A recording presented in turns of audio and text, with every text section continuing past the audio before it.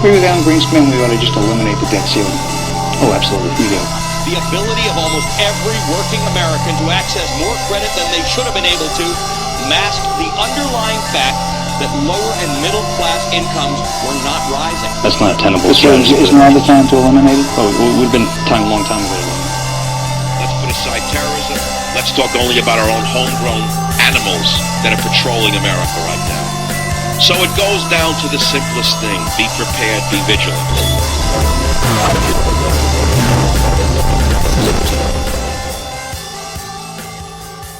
My opening question to the audience, okay? The opening question to my audience, the most important question of our time.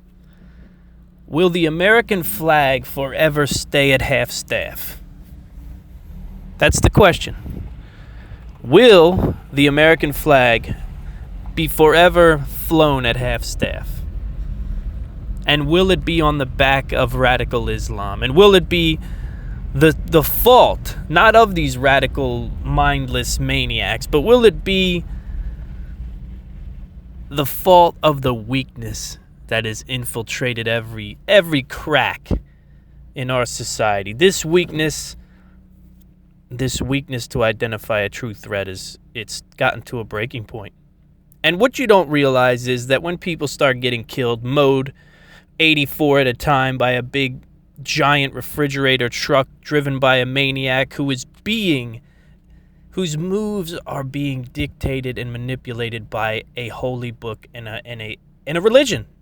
It's the religion. You can't get around the fact that it's the religion. It hurts. It doesn't feel good. It makes you feel bad. It's a mean white guy talking about it, and he doesn't understand diversity, and he's just a mean. It's the religion. There has to be a reaffirmation. We can't go on. This weakness, and here's the funny thing about this weakness. This weakness where we pad everything we say, right? Where we bite our tongue every time we think a thought to be offensive.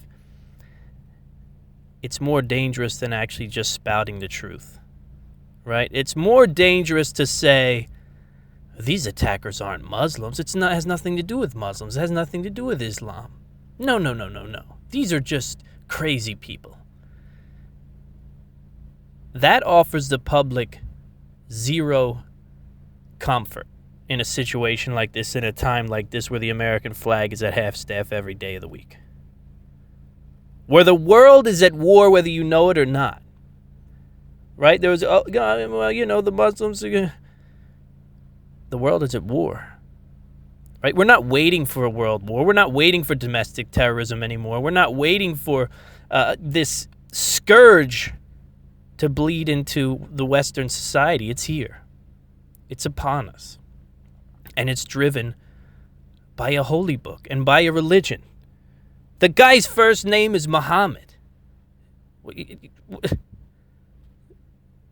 That'd be like, well, I don't even want to go into it. Mohammed Lahouh 31, a resident born in Tunisia, has been identified as the attacker through fingerprints. And just if you haven't got the full details, let's take a look at what this devil has pulled off. Okay, 10 children are among the 84 people killed. Right, 10 children met their end under the searing hot tires of a moving vehicle. Right. That's how they met their end. The future of the world, right? Who knows what those children would have been? The future of the free world in France struck dead by the wheels that were turned by the Quran. I don't care what you say. The wheels of that vehicle were turned by the Quran. And the man inside was influenced by it. You can't argue with that. And if your weak-mindedness can't handle the facts and the truth, then I don't know what to tell you, but this is reality. And I can't talk about Islam anymore. I can't stand to hear the word. And to see people turn their heads the other way, scared, afraid to mention it, afraid to talk about the fact that this book and the people who preach this hate, it's now reached a point where people are dying on a regular basis. It's reaching a point where there are pockets in Western civilization that are. They're not going to be. We're out of the going to be. We're out of the wondering what might happen. We're watching what is happening. Pockets of Western civilization are being turned into Iraq. 10 children or adolescents are among the 84 people killed in Thursday's terror attack. Another 202 people were injured, including 52 critically. Among the 52 critically injured, 25 are in a coma, Mullins said. So when you sat around at the local brewery, right? You sat around with your good liberal friends, with your tight jeans on and your goofy, dirty beards, and your Phil and Lil fucking Rugrats haircuts, talking about how mean the right wing was, and they need to let these refugees in. Why won't they let these refugees come in the nation? They'll bring their beautiful culture and their accomplishments, and we're a nation of immigrants. And why the mean Europeans not letting them pool in and take over? And you're sitting there amongst your liberal friends, your weak-minded friends that have the scabbard to their necks already. You guys have failed and you've given up already. You said, come into my country, rape my women, attack me. This guy was already arrested for violence. 6 months ago, arrested for violence. It says violence. This is a CNN article. I wanted to see what CNN had to say. I really was interested. Yes, I was totally and absolutely enraptured in what CNN had to say. They had no material. There was no gun involved. They didn't know what to do. They spent the first 45 minutes of this attack sitting in a boardroom together, looking at each other with crossed eyes, figuring out, how do we report this story? There's no one to blame. There's no gun to blame. How do we report this story? We can't blame the truck. Shit. What are we going to do? I don't know what we do. We can't blame the actual villains. We know we can't blame the religion. We can't blame the actual villains in this thing. Who are we going to blame? I don't know. Maybe we can pull a mental health thing. Can we pull a mental health card? So I wanted to read it. I wanted to see what CNN had to say. The little people, the little monsters over at CNN who have the video up live. The feed of the video is up, ready to be clicked, right? It's bad enough we have to read about the horror. They want to put the video up as if anyone needs to watch 10 children get their heads run over by Muslim maniacs. How do you tell a nation of Pokemon Go participants that they're at war with a monstrous religion that is going to continue to grow? They're mating at an incredible rate. I mean, let's be honest. The people that are doing this kind of heinous act are procreating at a rate that you can't even fathom. Look up the numbers. Go ahead and side by side what the European is doing in the bedroom compared to what the Muslim is doing in the bedroom, and you'll get a very quick idea of what the future holds if we let this thing continue on. I'm infuriated today. This is real. See, people don't even feel this. You have to put yourself. We get so inundated with this, right? And we want to get it out of our head so we can go on to the gym, or we can go on and do what we really want to do, enjoy our weekend, and yada yada. But you have to put yourself in the position of a father or a mother who's sitting up this morning in a whole nother level of heartbreak, knowing that their child was taken from them by the actions of a government that never requested their anything. Right? Did the government never say, hey, how do you feel about these Muslims coming in? You want to bring them in? What do you think? No, yes, no? What do you think? They didn't care. There was no care. Nobody was worried about whether it was the right decision or the wrong decision. It was just, they're refugees. They're running from terrible governments. But they're brought here with a whole different idea of how women are supposed to be treated, how people are supposed to be treated, how the Western civilization is blasphemous. And then when we hide behind this weakness of political correctness, that's how you get the blowback. That's how you get, if the government and the military can act quickly and stifle this stuff, then you won't have maniacs in the streets. But I can tell you right now, even the pansy French are going to reach their limit. Even the French are going to reach their limit, and they're going to be pulling Muslims out of cars in the middle of the street and shooting them dead. And that's the world that you liberal-minded... Oh, there's so many things I could say about these people. That's what these weak people have done to the world. Not the nation. You know, it's funny enough when you can say the nation, the world. These little tiny leaders have so damaged the entire structure of the world with the weakness that what comes next is the people. The people lose all confidence in what these governments are capable of doing. They know that they can't protect them. They're getting run over by the hundreds, right? They're getting killed on a month-to-month basis all over the world by the same evildoers. Meanwhile, the young children in my country, the adolescents, whether it be by age or by mind, you decide, right? There's adolescents in my nation that are in their teens, and there's adolescents in my nation that are in their 40s and 50s. And these adolescents still proclaim it has nothing to do with Muslims, has nothing to do with Islam. Still trying not to hurt anyone's feelings. Still trying to avoid the hard conversation. Still trying not to hurt anybody's feelings. Whatever we do, we can't hurt anybody's feelings. So let's just pretend like this has nothing to do with any major group, and we can just skate through this scenario. And hopefully it never happens again. I mean, the likelihood that it won't happen again is pretty high, right? Right, Mr. Anderson? So here we sit, right? And I look around at Americans as I drive right now. No one cares. Nobody cares, right? They're trying to get through work. They're trying to get home, do what they want to do, get drunk, have fun, all that nonsense.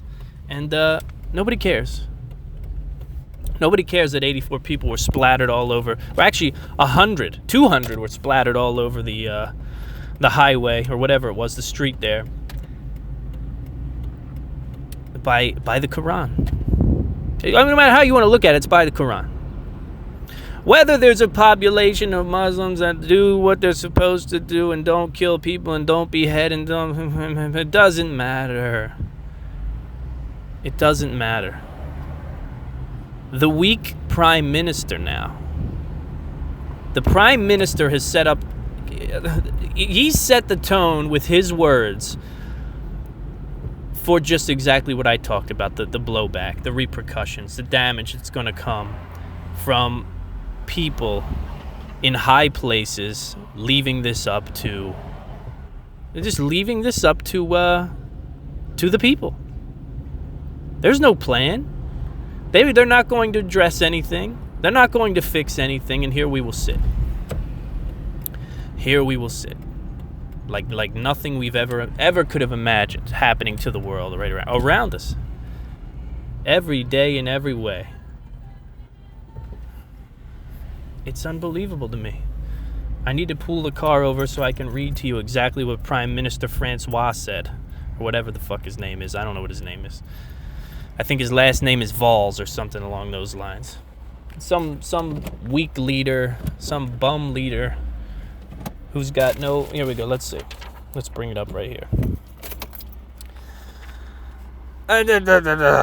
France was just preparing to lift its state of emergency, which was put in place in the wake of the November terror attacks. We all remember that, right? That was beautiful. That was beautiful. 130 people dead. They could blame the guns in that one, though. So they had an easy out there. State of emergency would have expired later this month, but Prime Minister Manuel Valls said Friday that the bill to extend it would be submitted to Parliament by Tuesday. Big man. Now watch what the big man says, right, to put everyone at ease. So after 200 people are drugged down the street under the tires of a Muslim monster, this is what a great leader says. France has been struck once again in her flesh on the 14th of July, on the day of our national celebration. The attacker wanted to harm the very idea of national unity, he said, adding grimly and weakly, that's not a word, that France will have to learn to live with terrorism. This is a direct quote. This is where the leaders of our world are. France will have to learn to live with terrorism. That's the best answer. That's the best answer you got. And when you lay an answer like that out to people, scared people, scared parents, the people I talk to every week, the people I talk about every week, the people who are just trying to make it through this life and do the best they can for their families. When you make a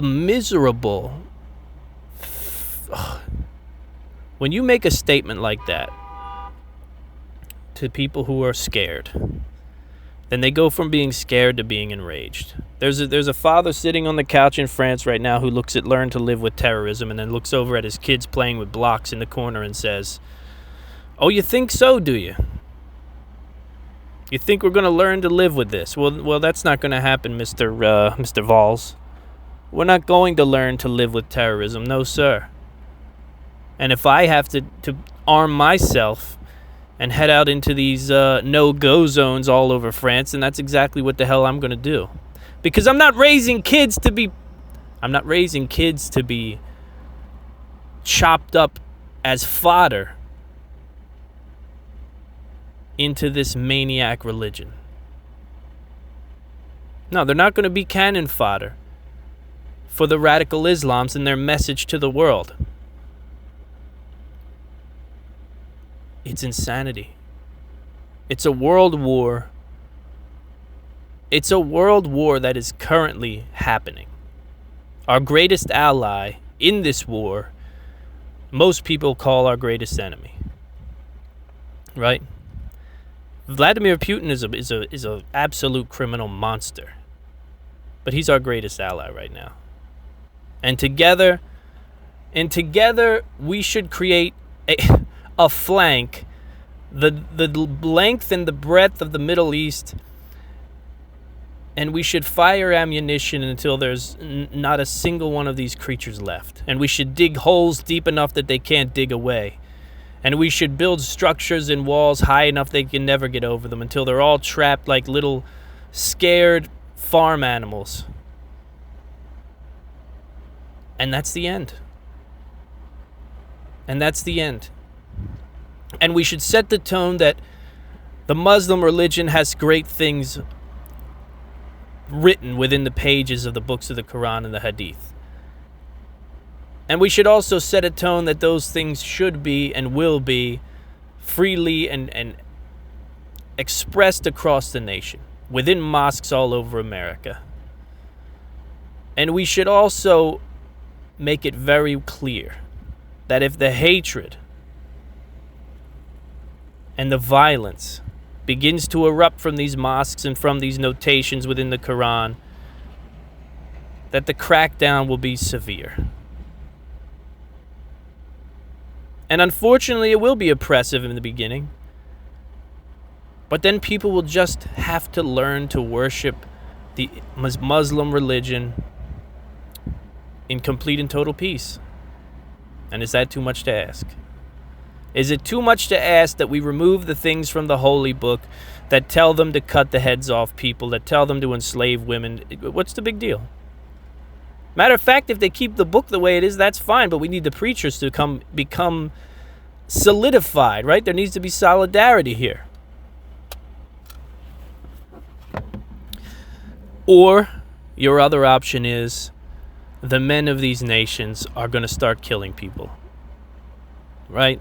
You think that this Muslim horror and this Muslim terror is bad.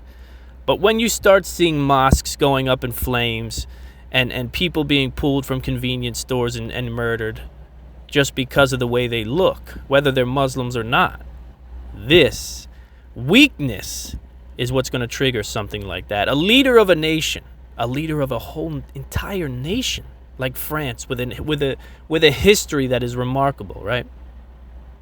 The French Revolution. I mean, amazing history here. When you have a weak leader come out and say, we just have to learn to live with terrorism. You have to learn that there's a calculated risk that you take every time you leave your home, that you could be maimed or killed by these migrant animals who have come into these nations. And maybe not all of them. Maybe some. Do I have to put the caveat? I'm not putting the caveat in there. We know what the fuck's going on. All right? I'm not putting the caveat in there. Maybe some of them are good. Maybe some of them are bad. Of course. Goes without saying, right?